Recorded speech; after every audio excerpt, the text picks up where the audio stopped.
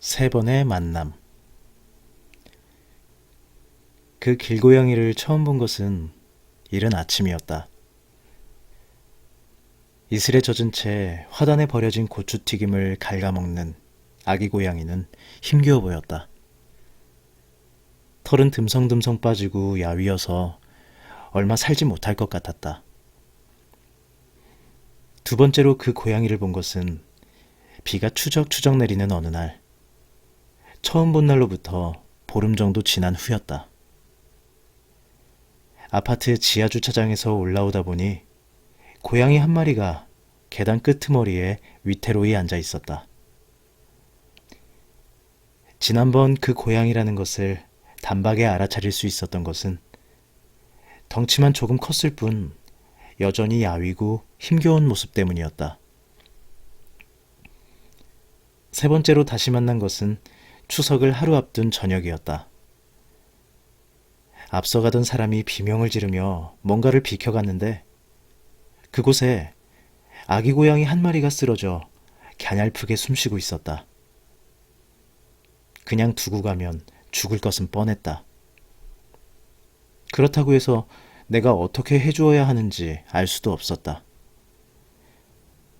망설이다 집으로 왔지만 현관에서 구두를 벗을 수가 없었다.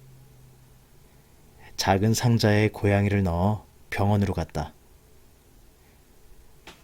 진찰하기 위해 탁자에 올렸을 때 밝은 등 아래에서 비로소 그 고양이를 알아보았다.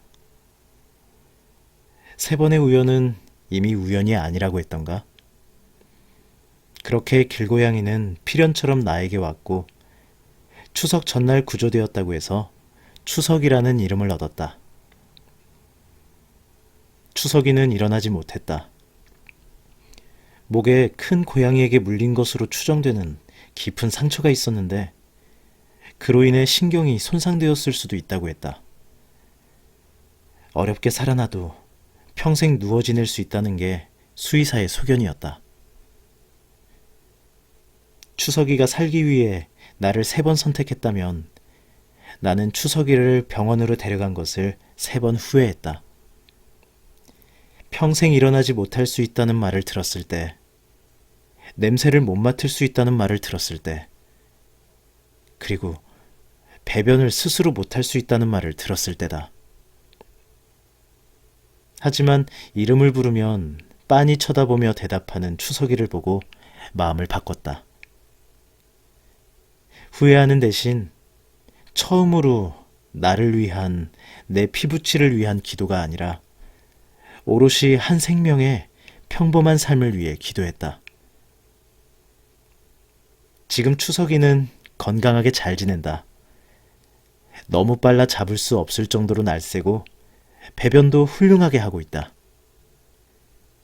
3번의 만남이 고맙기만 하다.